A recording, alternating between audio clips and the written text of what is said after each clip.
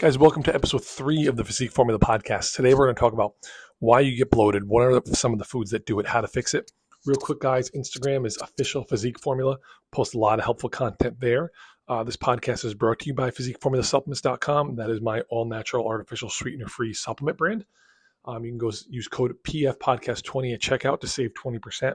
Artificial sweetener-free BCAAs, pre-workout, grass-fed whey.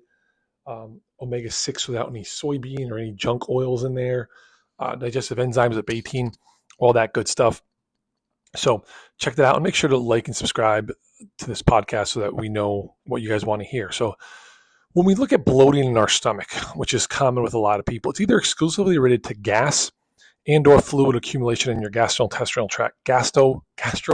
tract, and is often compounded by difficulty breaking down certain foods. Largely, there are two issues that are going to lead to you feeling uncomfortable. It has less to do about detox potions and pills and more to do about your gut health. Think about it this way. When you wake up in the morning, you feel good, you look lean. Somehow by the end of the night, you're bloated. You look like a different person. What's really going on? Bloating actually puts a lot of pressure on your nerves, which is why you become uncomfortable. And largely, bloating can be attributed to the consumption of high FODMAP foods. All right, fermentable, oligosaccharides, disaccharides, monosaccharides, FODMAPs. They are basically a class of foods that are very difficult on our digestive tract. We need to start looking beyond classifying foods as good or bad. Certainly there are healthier foods than others, but the conversation is more nuanced than that.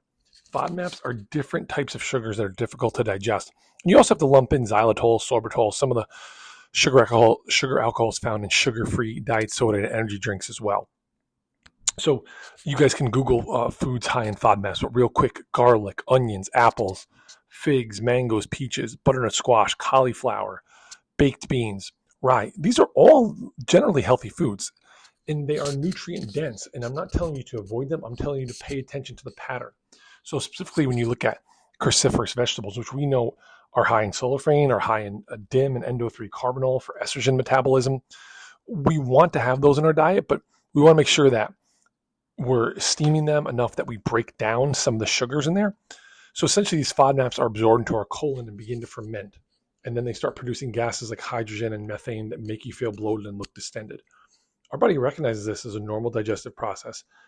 And then the bacteria in our colon attempts to break down the FODMAP foods, and it can't. And that's where the bloating comes from. A lot of people end up having SIBO, small intestinal bacterial overgrowth, which will be the topic of another podcast. Bacteria is essentially present in your small intestine where it shouldn't be. So I kind of alluded to it before, but never consume a raw vegetable.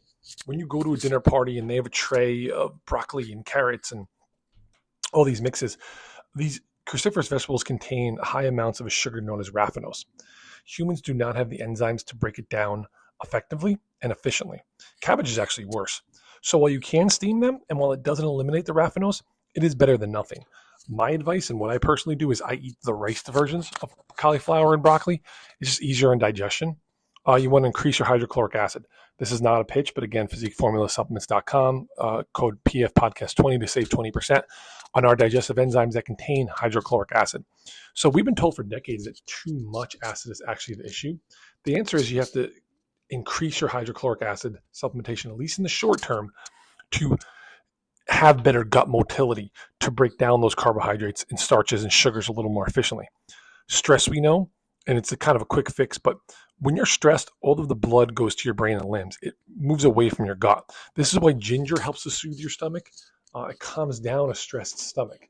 So you really want to reduce your long-term stresses. And then, go from there. You can do a gut stress test.